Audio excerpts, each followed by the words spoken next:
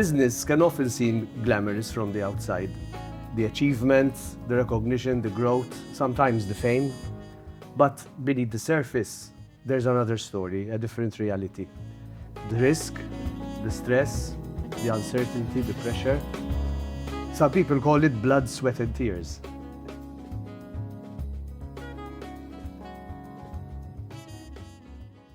In today's episode, we are going to go beyond the glitter and look at what it really takes to make it in business, what makes a really good business leader, how we define success, and also what the purpose of business is.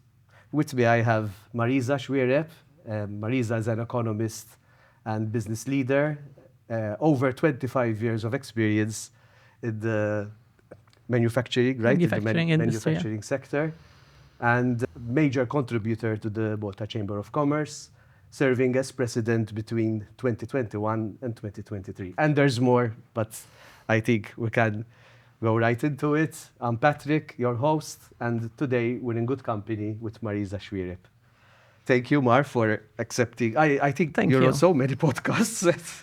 Yes, it's becoming a bit of a habit, right? Yes, maybe now we should take a break, no? I think you should take a break because we actually met while we were both guests on Times Talk with Lawrence, with Mark Lawrence, yes. So anyway, okay. I always start with my favorite question because people look at us, I think, as they always see the role.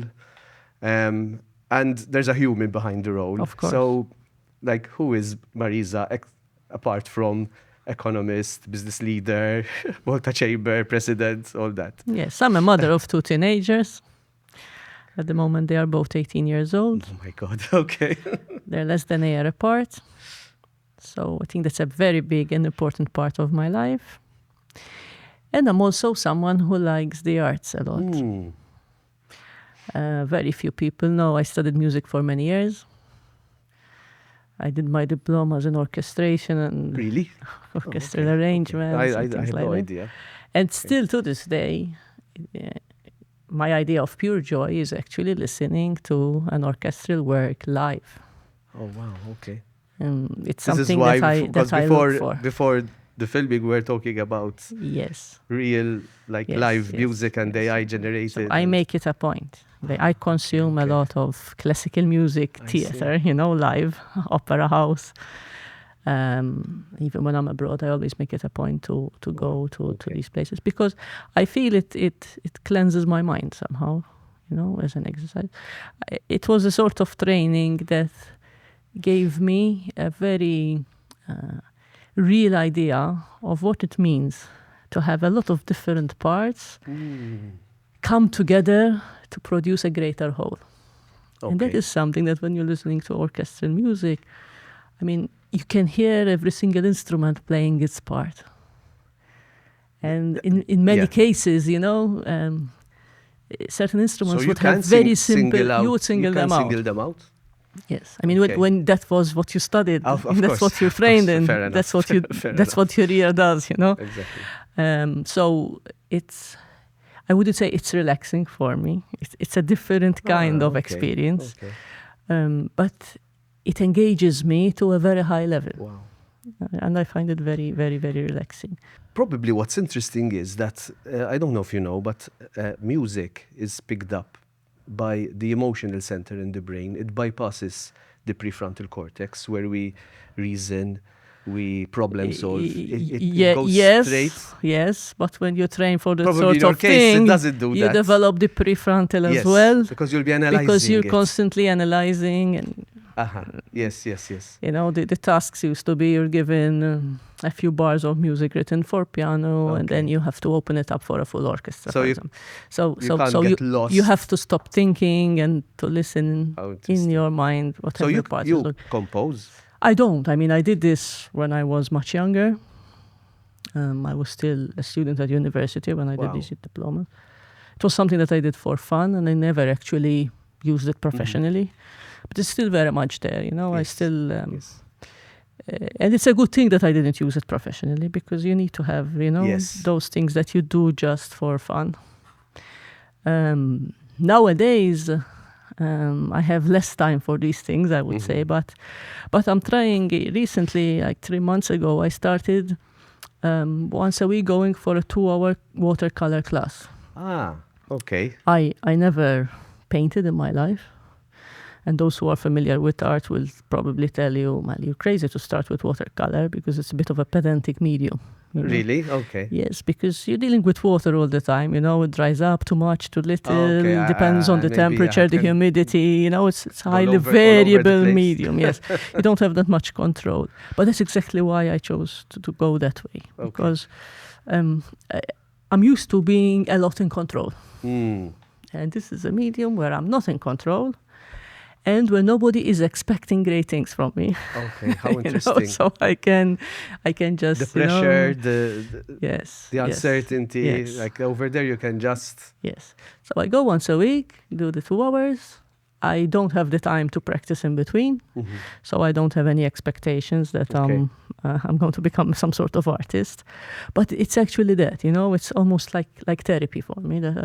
And it requires so much concentration because the medium is so difficult to control that I can't be thinking of anything else in those 2 hours.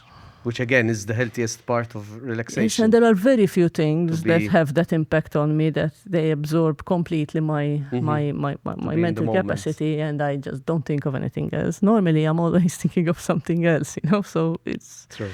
It's am I? Yes, I got yesterday's. I got yesterday's work because you said yesterday you called me and told me get something with you, and I had this in my hand. Get something. So I got this.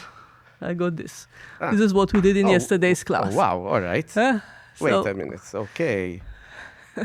I'm not sure if the camera can pick it up, but probably if I had to do this, it would. Right? If I hold it in front of me.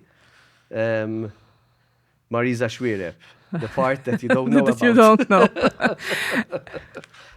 hidden gem. Wow. Yes, so very nice. Thank you for sharing something that. At a basic level, you know. I think it's so no important. Expectation.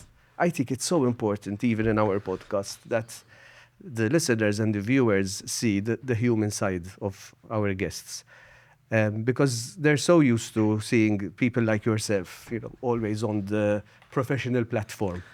And they forget that there's a human being behind that, you know? Yes, and much more a human being than anything else, I would say, because I think when you're in business, the human side is extremely important. The moment you forget it, you're out of a job. I want to unpack this with you even more.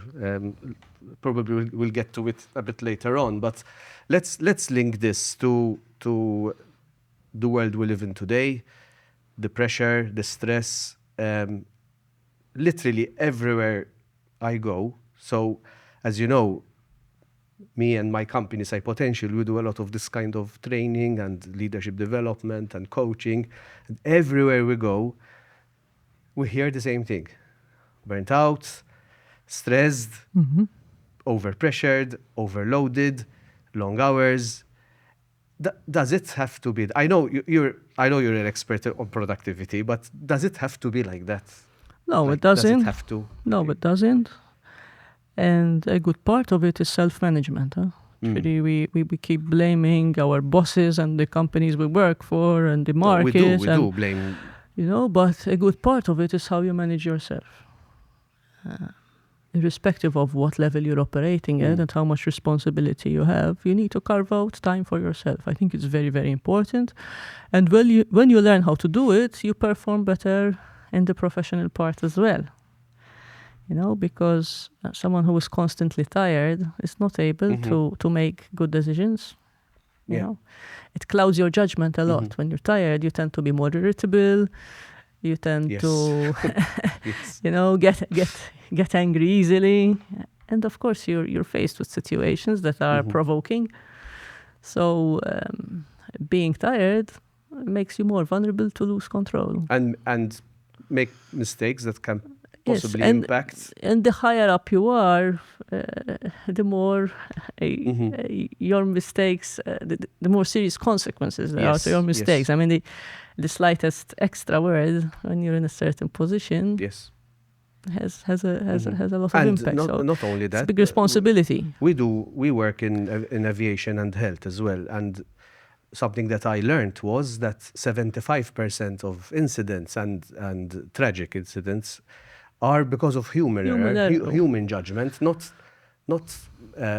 things going wrong, not tech going wrong, or it's like human error. Human error. I mean, to err is human, they say. To err is So human. no matter how much you try to be always in a good frame of mind, and rested and all this, you're still prone to make errors. Let's be clear. But I think the chances of making serious mistakes are much greater when you don't have the right balance in your life, when you're not carving out time for yourself, time to think. I think this is very important. Time That to time think. to think, for me, it's become like a religion. Time to think. I need time to think, and that time can be the middle of the night. When you wake up because it's too hot or there's a fly in the room or something. You I say, think there's okay, one I'm now. going to take some time to think. Yes. And the clarity of mind that comes in those moments when you do nothing else but think is something that builds your stamina then, Yes. because then you're faced with situations, you say, yeah, but I did think this out once before, Yes. So We have the concept of reflective practice, Yes. and we try to promote it a lot with leaders. But I'm going to go back a bit, not to challenge you directly, but to challenge the concept, because I hear a lot of people say, but I really don't have time to stop and think, or I really don't have time to replenish. So the classical explanation is this: I spend 12 hours at work, go home, eat, dead tired, crash on the couch, watch some TV, and go to sleep. And then wake up, go to sleep properly. My mind starts working because I would have slept a bit, so it's slightly refreshed. Cannot sleep, sleep late, early in the morning, wake up, tired, go to work, 12 hours, go back home, I mean, it's a 12 common hours. pattern, eh? 12 hours is too much. Clearly. That's what I think. So, I 8. mean, sometimes it's not about adding more. It's about choosing what to take away, what not to do anymore, What not to do. what to delegate, what to pass on to someone else, what to automate. Why not? Yes. Okay. I have my 5-hour theory. Mar, You have when 5 we were- golden hours actually, in a Mar, day. when we were together on that podcast with Mark Lawrence, you were actually talking about the 5-hour You day. have 5 golden hours. It Can you doesn't mean elaborate a bit on this? Because this is really interesting and when you look back on your day, I mean, at least I do it repeatedly, and invariably, I find that it holds true most of the time. You look back on a day where you spend 12 hours out of the house doing something, professionally engaged. But when you look back on those 12 hours, you will find out that there is normally around 5, max 6, where you are actually doing something of real value. In between, there's traveling, there's, reading emails where you secede, which means you can't do much.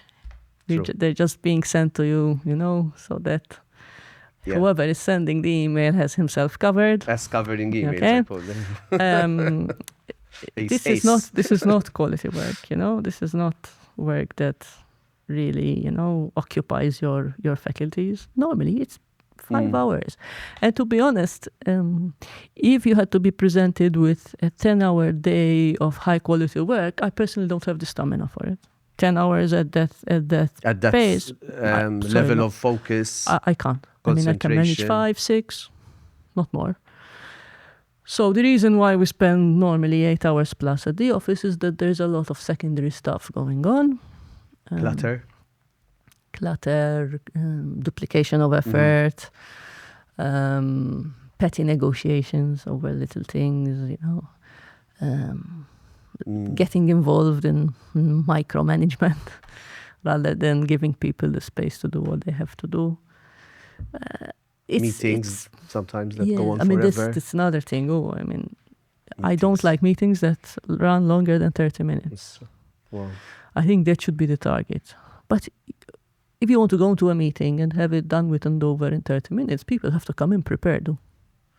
That's it. If you come in prepared in 30 minutes, we're done. But if everybody's clueless and you have to start explaining the very basics and nobody's done his pre-reading and all this, it will take hours. And then it's starting from scratch. It takes hours then, yeah. Okay, but pushing a bit more. So can people actually come to work, let's say 8 or 9, okay, and switch on this full productivity mode and be really focused, and then 5 hours? 5 hours. It's Then you'll get 2 hungry typically. till 2. Then you'll get hungry. And again, my experience is after lunch, I'm not very productive. Okay, so then you leave your, let's say, secondary tasks, the things that don't demand so much mental effort for after lunch. I mean, you have to make choices and how you have to plan your day, not just in terms of, where do I have to go, what do I have to do, but at what time should I do it so that I am most efficient. But are you talking to managers and leaders, or you, because people everybody is his own leader. This is my philosophy. Okay. Everybody is his own leader. And of course, for some people this comes naturally. Others need to be trained to lead themselves. But I believe a lot in this autonomy, that you need to empower people to become more autonomous, more independent. Yes. Now, of course, some need more mentoring than others to get there. But it's important. And I think the most important thing when you're doing this is that you're clear about expectations and what the direction of travel is. What we believe in, what we stand for in the market. I think when there's that clarity, people find it easier even to take decisions in proportion to their role. Because this is another thing that I experience a lot. A lot of people are very reluctant to take decisions. And very often you find that the reason that they don't take decisions is that they are afraid that if it goes wrong, they will be blamed. So I think giving people that confidence that, look, this is where we're heading. This is what we want to achieve. This is how we can achieve it. And provided that you keep this, at the center of your work and abide by it, whatever decision you take, I will back you. I think that is. This is turning into a leadership masterclass. Because a lot of managers have to hear this. They really have to hear this. And you see it in practice. You see a lot of people shifting goalposts all the time, and very often the reason why they do it is self-preservation. Self-preservation, and I think it's the most damaging management technique you can adopt. Yeah. That you do things just so that, if it goes wrong, you have an exit. So self-preservation in terms of moving the goalposts in terms of what is expected. So that you have leeway all the time. Okay. So using the lack of clarity. Just be clear. This is what we want to achieve. This is what the challenges are. This is what will be easy. This is what will be hard. This is what we need to do. This is what is gray area. Define gray area, yes. So if someone needs to take a decision within the gray area, then the person would feel comfortable saying, I need help with this. Yes, because this is within the gray area. It's not because I'm incompetent. Yes. It's because it's within the gray area. Let's talk about it. But it's this clarity, this and consistency. That this clarity doesn't change from one day to the next. Consistency. And it has to be communicated reliability. All the time. In simple ways. I hate verbosity as well. People say a lot of things, and when you try to summarize, you can't. When you look at the gist of what it's ambiguous. It's ambiguous. So yes, I mean those things I think help people remove the stress. You're triggering off a lot of questions and things to discuss. Yes. This thing of autonomy, because there's this guy, Daniel Pink, you've probably heard about him. He is a motivation researcher, and he said that the 3 top motivators for cognitive workers who need to problem solve are autonomy, mastery, and purpose.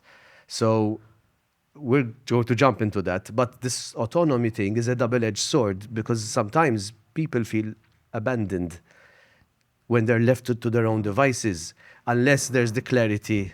The clarity, the mentoring. The mentoring. The communication. Yes. The constant. You don't have to sit next to someone all day, but you have to make sure that you check in and out when you feel that that person is struggling. Yes. And because that's why then they feel abandoned. And that's why it's much easier to manage people when they are at the workplace, at least for some of the time, because there are things that remotely you cannot sense. I mean, no matter how much you know the person, there are things that, even the pace at which someone walks into an office, when you get used to people, you almost can tell whether they're in a good mood or in a bad mood. Wow. By how fast, the tick, tick, tick, tick, especially with females, tick, tick, tick, tick. You know exactly, In fact, I actually had someone telling me that they can tell in what mood their manager is from the sound of he's a guy, but from the sound of his footsteps. Now maybe this is the musical training again coming back, but rhythm. Yes, the rhythm. Oh, it tells you everything. I worked in a factory for many years, and you learn to hear the sounds of the machines going on. And during COVID, I couldn't work from home, even though my job could be done from home, because I realized how much input you get from those sounds, that you just the background noise tells you what's working and what isn't. It's incredible. Your environment orchestrates. Yes, it's again, maybe because I'm hypersensitive to this. But because listening to the sounds and to the skills. rhythms. Now I'm realizing, after 4 months of doing this, I'm realizing that when I look around me, I'm seeing a lot more detail in terms of shade, color, because of the art. shape, how much light. You become sensitive to these things. So maybe the reason why really sound is really very important for me is because I've been trained to listen to it's very interesting sound in a because I see that because we train managers and we are trained very much on people. We tend to look out for facial expressions, micro gestures sometimes that most people don't pick up, but it's like you see what you're trained to look at, exactly. right? It's the skill development, it's the sensory. It's very interesting. So back to this autonomy, so it's like autonomy is okay, but with a proviso that there's clarity of expectation. So it's not just autonomy, and there's trust. And trust. This is very important, trust, yes. Because if I say, look, Patrick, you're going to do this on your own because I believe you're able to do it. But the moment you feel, in doubt, you need help, my door is open. Yes. You know that, okay, I'm on my own in this, but if I get stuck, yes, there's a lifeline. I'm not abandoned. I'm just being given space. Which is very different from laissez-faire. Here you are, go ahead, do it. It's empowerment. It's real empowerment. But employees know exactly whether you're following what they're doing and you're supportive by the questions that you ask them. You don't need to be asking them 20 questions every day. No. But there's that one question every day. Yes. And employees know exactly, whether you're really understanding where the challenge is or not. So it's having like a check-in policy, not just an open door policy. Yes, it has to work both ways. It has to work both ways. My door is open, you come whenever you need. But even I will come every now and again, and I will ask you 1 or 2 questions that reflect what is on my mind. And if I really know what you're doing, what is on my mind will be what is on your mind too. Exactly. And then you're able to gauge, okay, she knows what my challenge is. She knows that this is a difficult part of my job, or she has no clue. Yes. She's asking me things that are of little importance. But we hear that a lot, that my manager has no clue. Yes. Yes. Also, they say, because they wouldn't ask certain questions if they had a clue of what I'm doing. But then again, there's this element that, sometimes I've experienced it in the last few years. So I worked with the same company for 26 years. I knew it inside out. I knew the people inside out. I knew the relatives. I knew their The story. families, the I knew relatives. everything about this company. I knew my customers inside out. Because, when Wow, you've worked in the same environment for a long time, you know the detail. And then I started doing a lot of different things. So the first challenge was to remember all the names. Because, at a certain age, this becomes even more challenging. Yeah. But also it was accepting that I didn't and couldn't realistically get to know each and every one of the companies that I'm involved with today to that level of detail. But also knowing that I have to take time to sit with the key people, ask the most basic of questions unapologetically. I really don't know what you do here. Please explain. Tell me.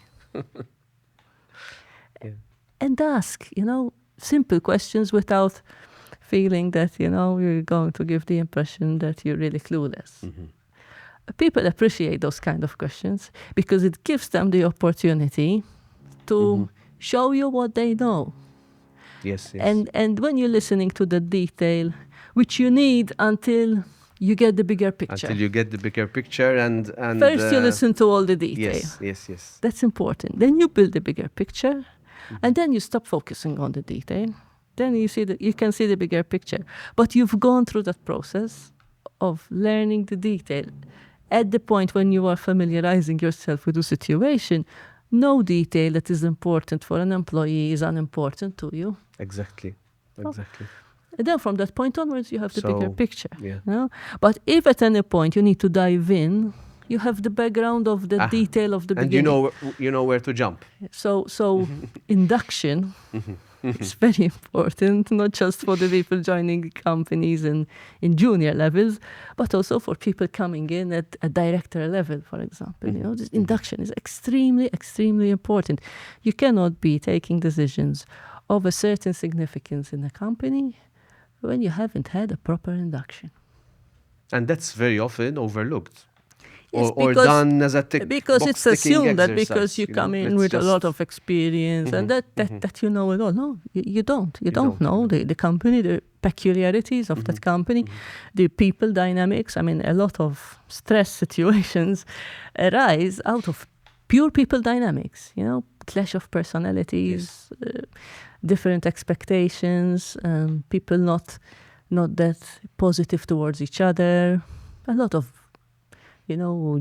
prejudices and misconceptions, and maybe things that happened in the past and people keep carrying, and they impact every other thing that happens after. Yes. It's funny, Mar, because as I'm hearing you, first of all, it's encouraging because I sometimes doubt whether leaders and companies really value what we used to call the soft skills, because they're not soft at all. They're actually very hard, of knowing how to give feedback, listening, being able to really get interested in a person and make them feel that their work is important, concepts of motivation. And like this is what we do. But sometimes even in the manufacturing sector, because you get a lot of technical managers, and there, get a lot of people who are more of an engineering mindset, and sometimes they say they don't understand why this is important, and we try to tell them what you're saying. Actually, like yes, it is important to, for example, to be able to listen without interrupting, to be able to give feedback in a way that's not threatening, that you don't ruin their day, even if it's negative. And you're saying exactly that these things are important. Extremely. I mean, something else which bothers me is some people avoid subordinates when they are not happy with their performance. Oh my God, I'm so glad you brought it up. I see it often, They start avoiding them yes, because they have nothing nice to tell them. because they want to judge themselves to make it easier to say you're fired And somewhere that's it. along the way. Mhm. I think the more you're not happy with a person's performance, the more you need to engage. Because, first of all, it could be that the performance is not up to standard because the person is missing training, is not finding cooperation from other members of staff who are key to his performance. But it could be also that the person is not suitable for that role, but is suitable for some other role within the company. Yes. So these are things that you're not going to pick up from far away. So you need to start engaging. Now, sometimes you start engaging and you realize that this is really the wrong person for the job, Sometimes that happens. Sometimes that happens, and then you have to take the decisions that need to be taken. And you have to communicate them very clearly again as well. Yes, again.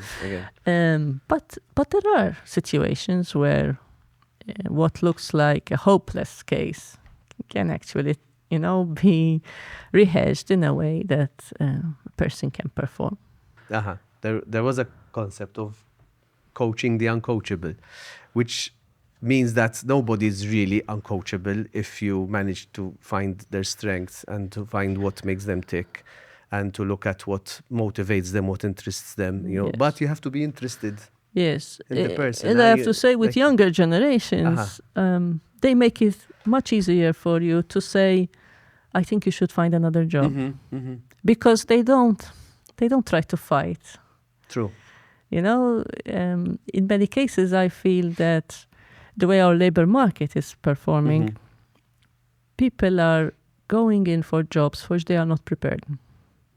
They either don't have enough experience or they don't have the mental stamina yet, maybe over time they could develop it, but they go for jobs which are a little bit beyond them for a better pay.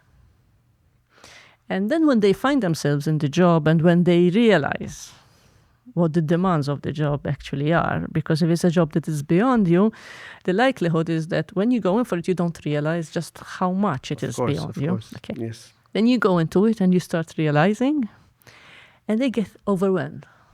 So overwhelmed that they are not even able to perform at the level that they can perform, actually. Of course, because then there's so overwhelmed. The emotions are, deer in the headlights, kind of. And a lot of their energy is invested into faking it.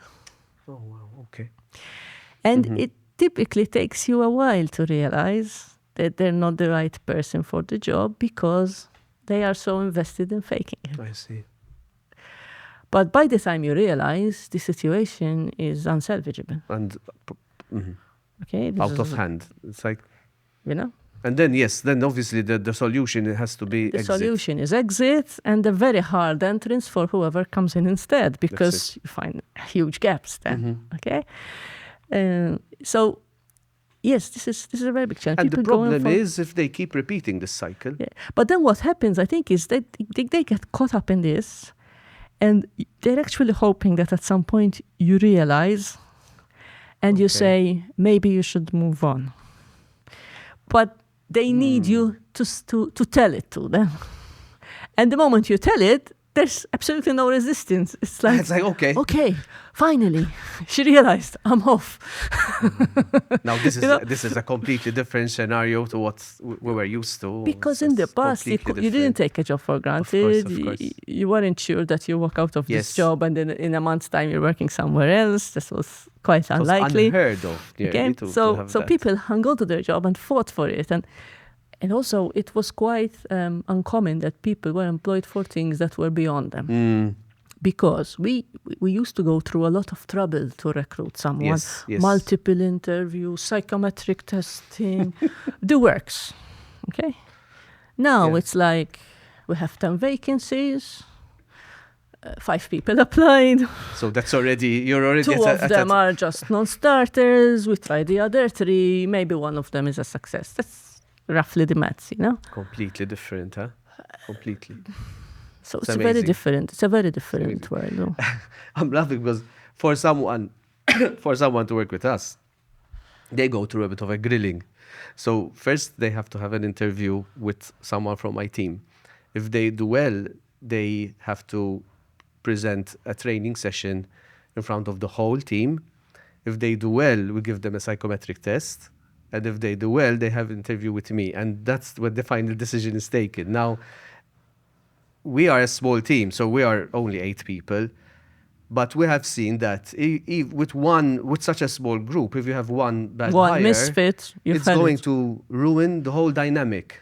So it's not just about competence, it's also the fit, the chemistry, the personality, the values. The culture fit is very important. So in our case, we don't... Now, you can imagine in bigger companies, this is a huge challenge. Of course, when you need...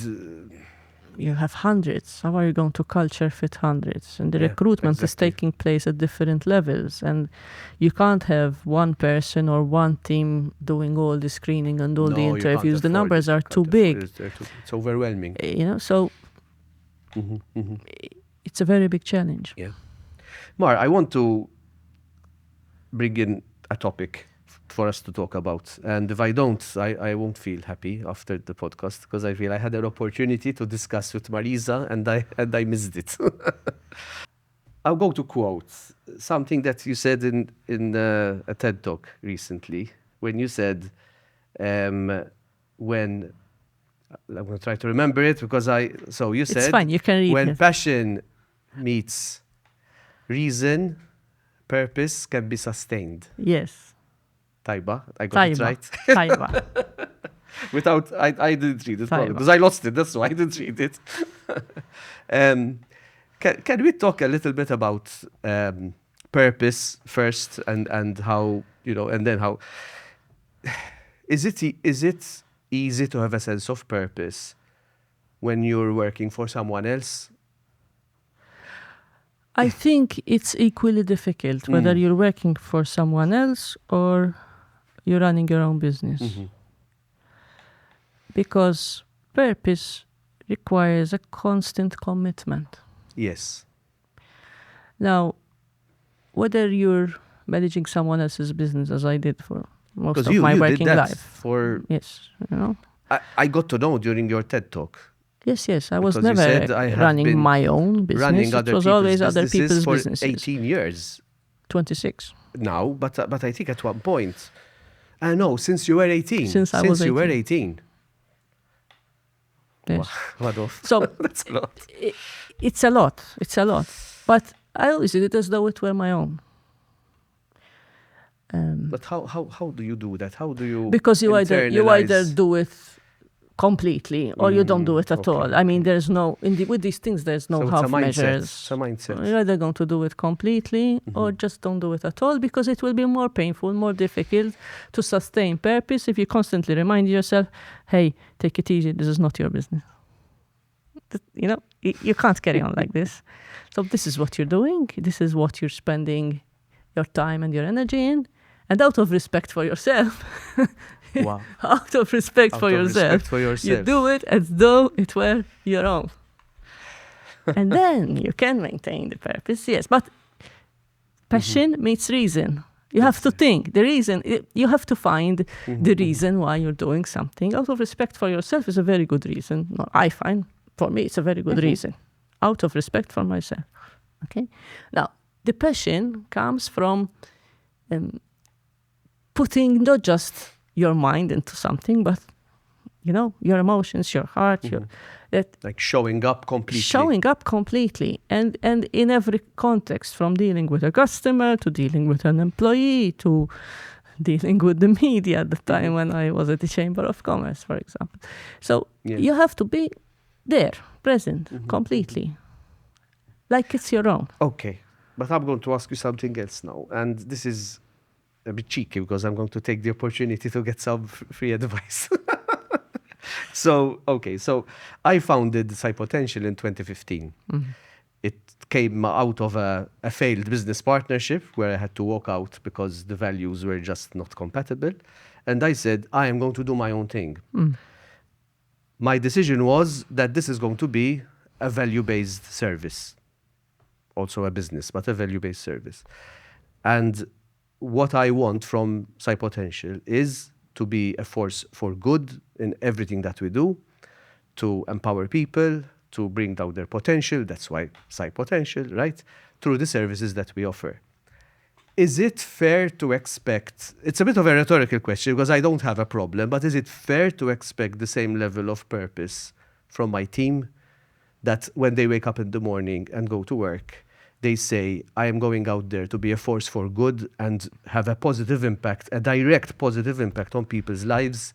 Yes. Okay. Yes. And I think if that is the culture, and you said you have 8 people, if one of them comes into the room without that mindset, that person will feel uncomfortable. Mm-hmm.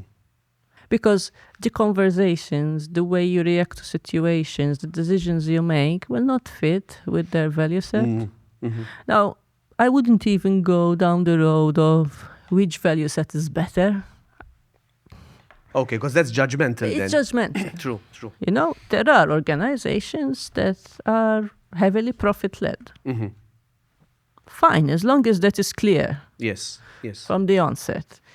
And as long as, you know, what are the parameters within which we can be, you know, profit-led, because there are limits to everything, okay? As long as it is clearly communicated, people can align with that, it's and fine. they can choose to be part of it or not to be part of it. Exactly. You know, I mean, there are people who work with NGOs where there is no profit incentive, Exactly. but they still work very hard and they have clear objectives. Again, I take my example at the chamber. Yes. The chamber is a not for profit Of course. organization. You know, you have 20 plus employees there. Some of them have been there for many years, who are full of purpose.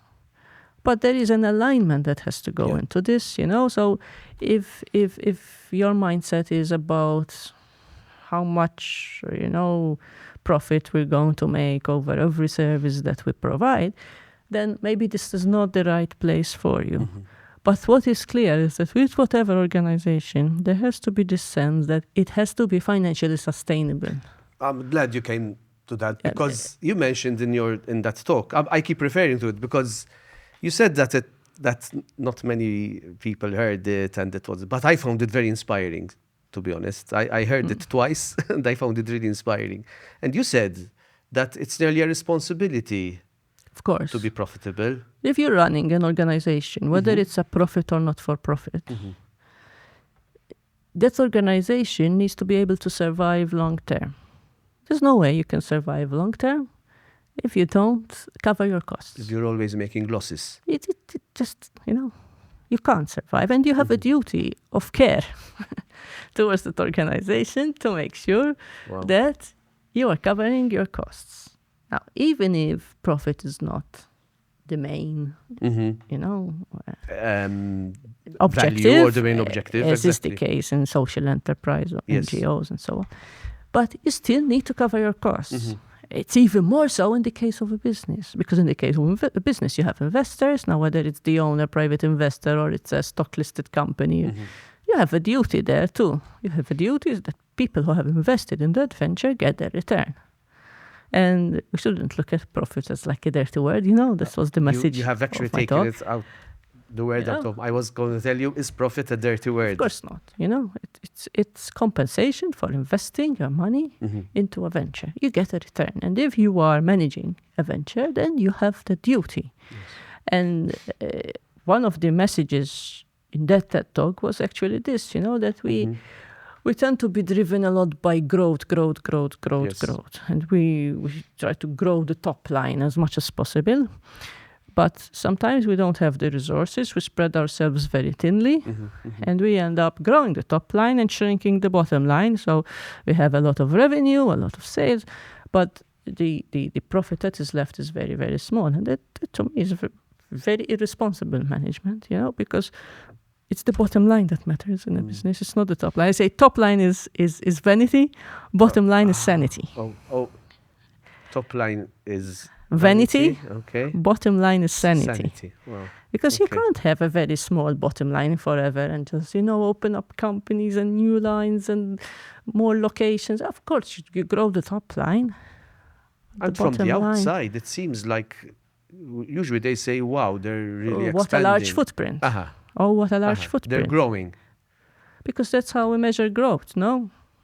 What percentage of the market? This is where it gets very interesting and a bit mind-boggling for me. But you have a way of explaining things the way that everyone can understand. So I try. You try. I try very hard because I think this is very important. No, but you do. Can you elaborate a bit more about this? So there's a responsibility to be sustainable and to be profitable, right? Because you owe it to the owners, you owe it to your employees, you owe it even to your customers. Because if I'm used to buying from you and I like your service and your product, okay, if you sink the business, I will not be able to get your service anymore. Yes, it's also a social responsibility because typically when companies close down because they fail, someone is left without being paid for his services, for example. Of course. So this is, responsible management. You have to make a profit.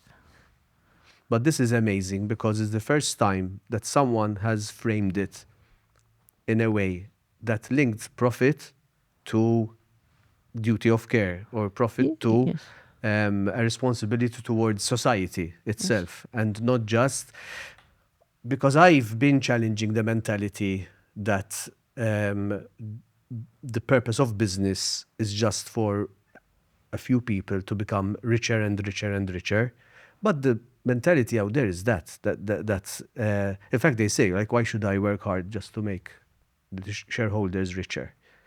And then they talk about shareholder greed and that it's never enough and that they want more and more. So how do we reconcile what you just told me about? And I see it and I agree, and for me, that's how I run my business. So for me, I'm not interested in accumulating wealth. I want to have a business that sustains itself, that helps the people to flourish, and that gives a contribution. And to have enough profit to go on. But I don't think that's the reality with all businesses, no? In the business world, there is a huge variety, as with everything else. Yes. There are those purposeful businesses, like you just described. There are others who are in for a quick buck. There are others who are in to build empires. Everybody is making use of resources to run a business. Yes. Now, obviously, according to the scale of the business, you're employing people, you're borrowing money from banks and using it in your operations. You're occupying land, buildings. There's a lot of resources that go into a business. The environment. A lot of resources. Now, if you want something which is truly sustainable, you have to make sure that everybody is treated fairly in this equation. The employees that are providing their time and their talent, the investors that are providing the capital, the way you use natural resources, mindful of the limitations that we have as a country, okay? If you're going to do something, you have to think, okay, what impact is this going to have on the landscape, for example? We're going to build a building, Which in Malta, for example, the construction industry, wild. Yes, I mean, what impact? If I'm an architect, what do I want to put my name on? No, I mean, I think it's a consideration that needs to be made in how we design things, What do I want to put my name on? If you're an executive, what kind of companies do I want to be associated with? Of course, sometimes you find that the ones who are most aggressive are the best paying. Then you make choices. But true. For some people, money is everything. For others, it's not. What I appreciate is that you're managing to make strong statements without being judgmental. It's like you're not.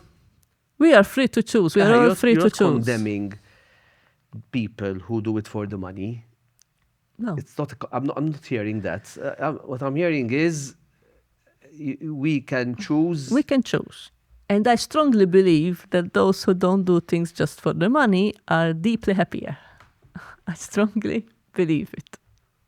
Yes, I think so. I mean, at least with my company, I see it as a social contributor. And it gives me deep satisfaction. Sometimes sometimes I actually worry that I'm so attached to it in terms of identity that I identify with the company. Yes, so when you put a lot of passion into something, it becomes that it part becomes of a bit you. too much. So there are Yes. times when even at home, my family, they say, please, can you stop thinking about work or talking about work or dreaming of new things you can do? In fact, I sometimes take offense at the word work-life balance. Because work is an important part of my life. Thank you. I don't, Thank you. I don't have to pitch these things against each other. It's an important part of my life. We don't say work-life balance at Psy Potential. We say having a balanced life. Yes. We've changed it. Yes. Because work is part of your life. Part of life, and it gives you a lot of satisfaction, and you realize that people who are out of a job are impacted not just financially, but even in terms of how purposeful they feel. Yes, the sense of, and people who retire, for example. People who retire have a very, very hard time. I'm very much against this, sudden retirement. You go from 40 hours plus high responsibility job to suddenly being. I think you enjoy the first couple of months, but then, and then suddenly you start feeling a void. So. I have always been strongly in favor of a staggered exit, that you reduce your hours gradually. Also because people who have reached retirement age have a lot of experience. Of course. That is suddenly flushed out when they leave. In fact, I have this little mission. It's nothing to do with the company and there's no money into it. But when I see people who I admire and who I see that, they have a certain mindset and they have certain values and they're approaching retirement, I tell them, listen, why don't you do a proper course in mentoring and coaching? Very important. So that at least you learn the basics. Because otherwise you end up just preaching and that's not it's very mentoring important. and coaching. I mean, I think that's where some people get it wrong. That as you approach retirement age, you need to be thinking about succession. You need to be thinking legacy, about making yourself dispensable, if you like. Okay? And to do this smoothly in your own personal interest and also in that of the company you work for. Developing these skills, mentoring, coaching, and making space for the younger ones to flourish, but being constantly there in the background if they need your support. Exactly. Pass on your experience, your knowledge. I think a lot gets lost when people just retire from one day to the next. And some companies actually go for this option because you get people who, as they approach retirement, they become very territorial. Yes. Which is the opposite of what benefits them normally. They become very territorial because they start feeling that they are approaching retirement age, and they start trying to make themselves indispensable post-retirement. In the hope that their employer says, please, stay a little bit longer. Can you come in 20 hours a week? And when they do that, they actually place themselves in a situation where the employer is counting the days for the person to be out so that the next ones can start getting trained. It has the opposite effect. As you speak, I have specific examples of this. It's spot on. I really see this. Sometimes we do this as parents with our children, that we, as they get older, we try to become more controlling. But that's a really good analogy. And it backfires. They start avoiding us in every possible way. It's a very good analogy because it's a lot about the psychological resistance of letting go, first of all. Yes. And I think if we can find purpose in succession itself, in passing on the legacy, in passing on I was lucky in my life. I always had mentors. Before, when we were chatting, I mentioned Father Alfred Darmanin. Yes. Most people don't remember him, but he was someone who was highly respected. He pioneered psychology at work. He was one of the first people to bring I remember his books kind of training, topic. And I was lucky because he mentored me, and I remember I used to see him giving training and saying, like, one day I want to do what he's doing. Like, I want to be like this man, because I could see how genuine he was. It was fun. We used to go out of his sessions with aching jaws because we used to laugh so much. And I was lucky. And I remember after him, I had another mentor, even older. And I remember once I asked her, because she really helped me. She was a British consultant. We made friends during a conference and we hit it off. And she was about 20 years older. She's passed away. Actually, both passed away now. And I told her, why are you doing this? It's like, she told me, I want to leave a legacy. And you are someone who I think can carry it, kind of. Yeah, I think that is one of the privileges of people who mentor or teach. That's it. I had a very short experience in teaching many years back. And nowadays, sometimes you meet a student. I used to have very big classes, like 300 students. You wouldn't even learn the names, you know. But when someone tells you, you used to teach me, you taught me that, you realize that it's actually a very powerful position to be in. When you are mentoring people, when you're teaching people, the multiplier effect of a teacher is exponential. You know, for years later, you have people that keep passing on that knowledge. The impact you have on the choices people make. I mean, even if I look at myself, career-wise, there were choices that I made or avoided because the person teaching me that subject was brilliant or hopeless. Or hopeless. You know, and that impacts the rest of your life. I had a guest on this podcast who I used to teach at St. Aloysius College, because I used to, before I went to Canada to train to become a psychologist, I spent 2 or 3 years teaching life skills. And he was telling me things that I told him that had an impact that I don't remember. Exactly. I told it, I said that. So, yes, you did. And it stayed with me. So imagine if we can encourage people who are of a certain age and who have this disposition to learn some basic skills to be able to transmit what they know in an impactful way. So we keep encouraging it. Okay. You mentioned something else which struck me a lot about the, let me see how I want to put it. It was about that sometimes the loudest people in the room or the most vociferous get all the attention and get all the credit.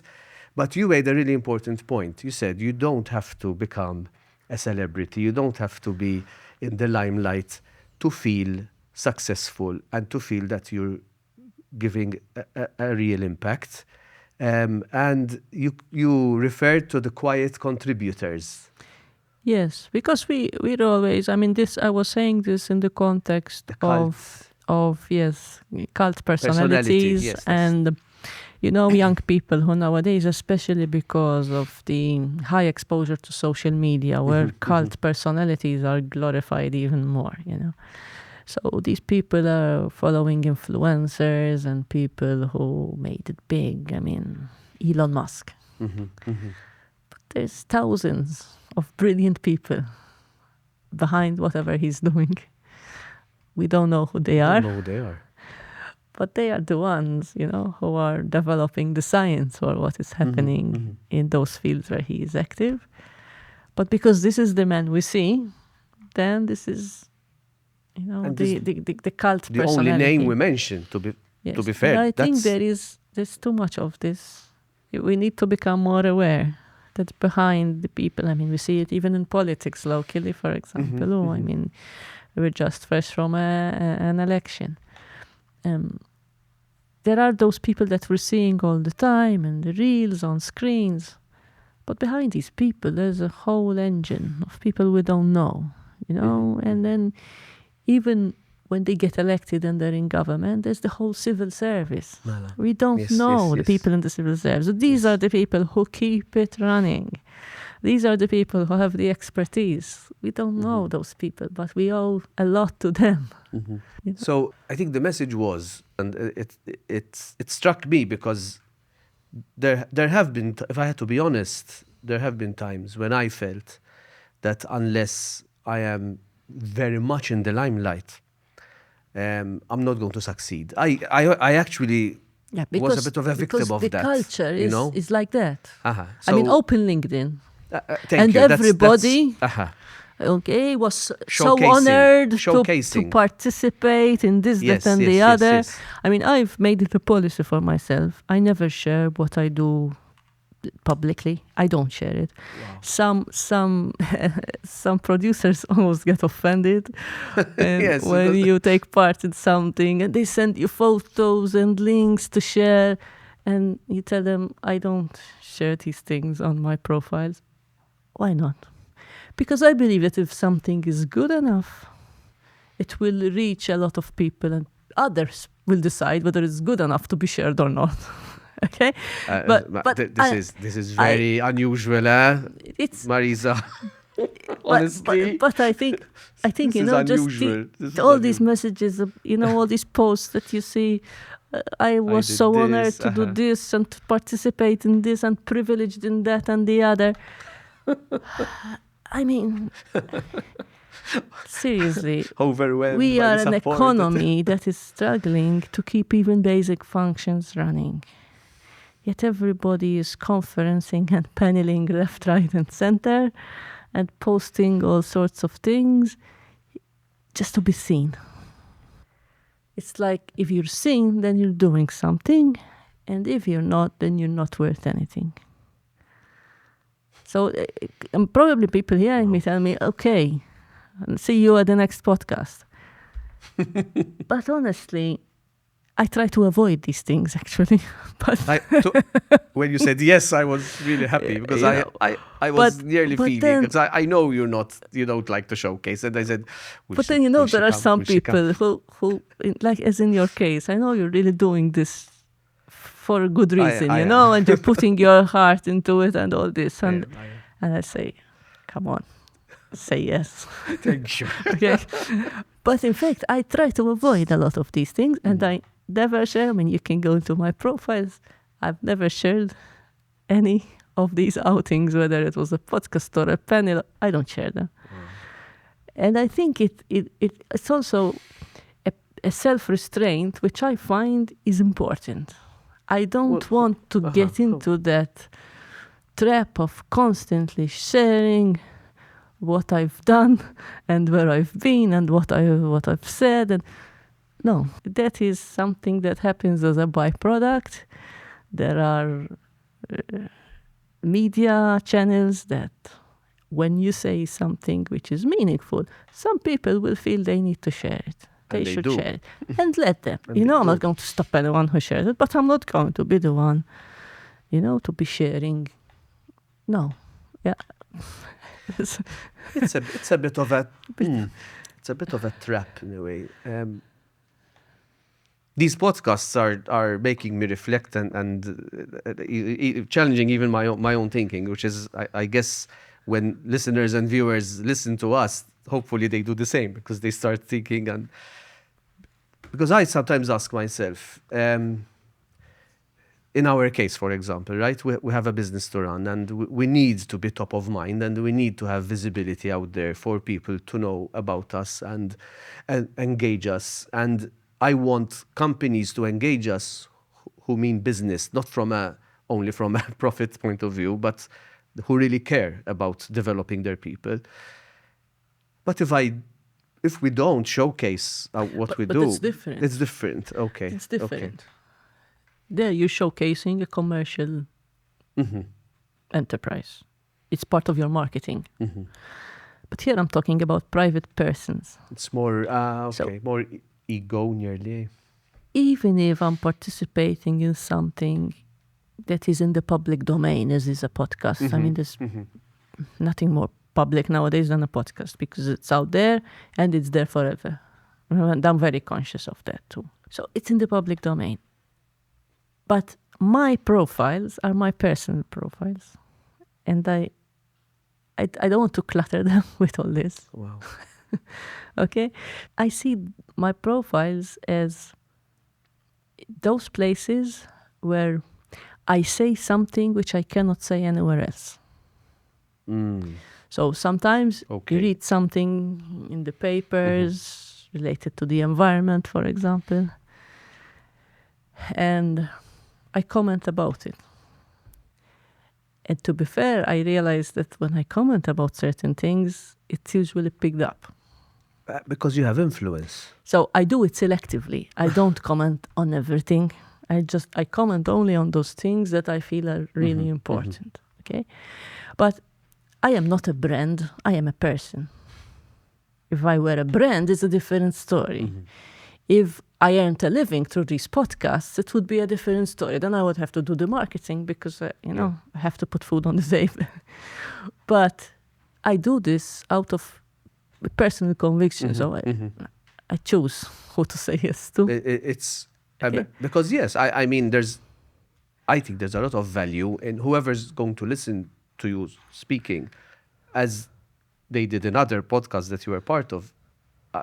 It's But also educational. I am convinced that there are so many people who have a lot more to say than I do, and this is the whole point of this, that we never get to hear. Yes, the quiet contributors. And to be honest, I mean, 10 years ago, nobody knew I existed. I haven't suddenly become much more capable than I was back then. Good one. It's the same person, maybe with 10 years more experience. So was it the chamber that the projected you in the public chamber throws domain? you in It the does, limelight, whether you like it or not. I see. Okay. Then it's what you make of it, Then you say, okay, I'm going to try to turn this into something positive, or I'm going to try to limit the extent to which I am out there, because you have some leeway. But you have to make a choice. You are in the situation where you have to make a choice. And if you choose to engage in the process, yes, it gives you a lot of exposure with all the risks that come with it. Yes. Okay? Yes. It's a very risky business. And it kind of conditions the rest of your life. It does. Really. It does. Because I used to be a very guarded person.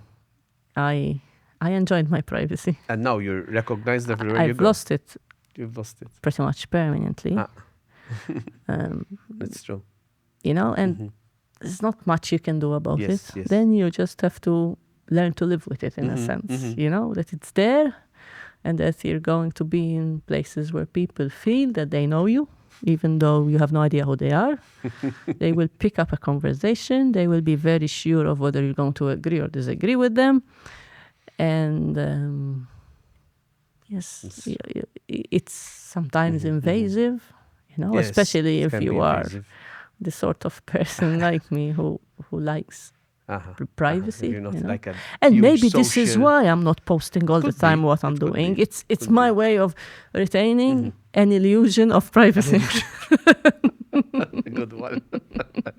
An illusion. Do you follow Brené Brown, the author? She's quite big in the area of now. Actually, she moved into leadership, and she talks about, she has a book called Daring Greatly, and it's about taking that step into leadership, and she calls it the arena. Because she compares it to, being in the arena during the Romans, and you're being seen by everyone, and some people do this and some people do that. Of course. Right? So when you expose yourself for judgment. Exactly. And this is one of the things she said, was that you need to be ready, that you need the strength, the ego strength to believe in what you're doing, to know why you're doing it, because you're going to get people who are going to pitchfork you in some ways if you come out. Yes. And she talks about, that's why it's called Daring Greatly, because it's like, Yes. and you're reminding me of that, because you're very selective into which arena you go to. You don't just go, okay, I'm going to go in every arena possible. Yes, but no matter how selective you are, it's always going to be out there online. It is, yes. So more than selectivity in the sense of whether it's a safe space or not, it's never a safe space. Let's be clear. It's never a safe space. It's a question of, okay, I am taking this personal risk. Is the cause worth it or not? So that's it.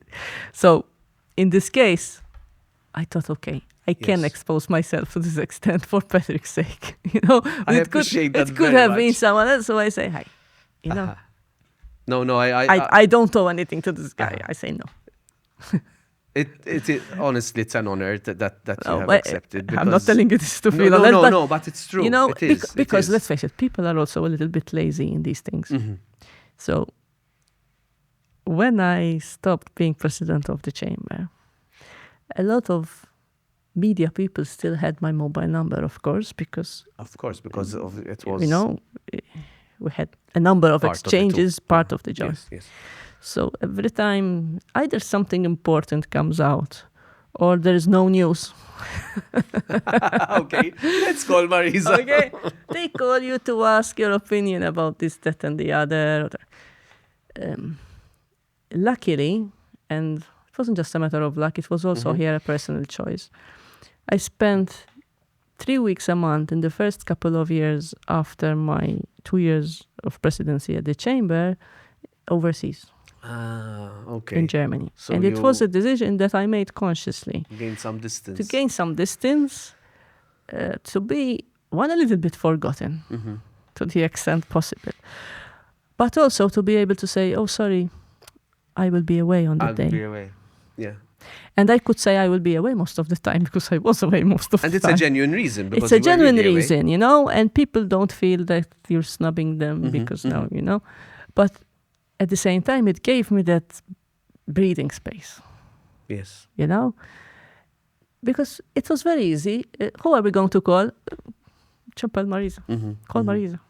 Like an easy go-to. An easy go-to. And you see a lot of this. I mean, you see people who are constantly, it's almost being hounded by the media, always the same people. There are so many others. Look them up.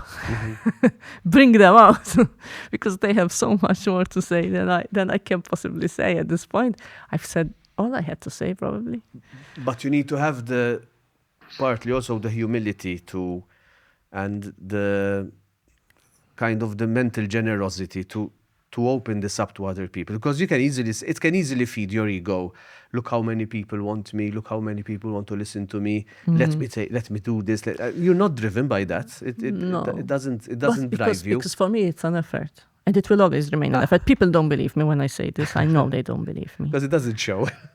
but it's still an effort. It's still an effort. I mean, given the choice, I'd rather be somewhere quiet, doing my own thing, than being in a public space. And that is not going to change. It's a personality trait. Then, of course, I approach everything as the task at hand. Do it to the best of your ability, whatever it is.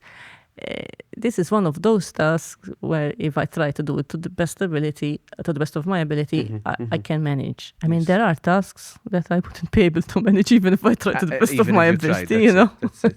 So those tasks I have to say, sorry, but this is beyond me, you know.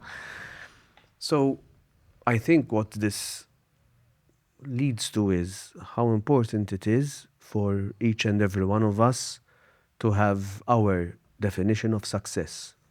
Definition of success. Very, very, very important. Not what society imposes, not what the flashy... Today, the topic of today was beyond the glitter, right? Yes.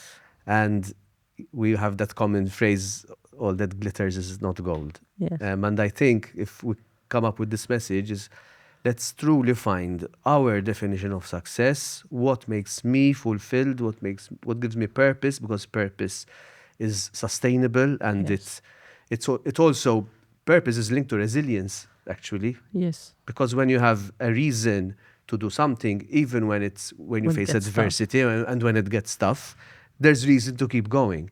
Yes. So I think this is a really important message, and that we can put across even to our listeners, that let's not get carried away by all the media hype, and you even in the TED talk, I keep referring to it because I loved it. You actually said how, like, young people, it's like they all want to have their own business, they all want to do their own thing. Yes, and they think that this is the easiest thing you can do in life, and it's probably the hardest. And I say it hand on heart.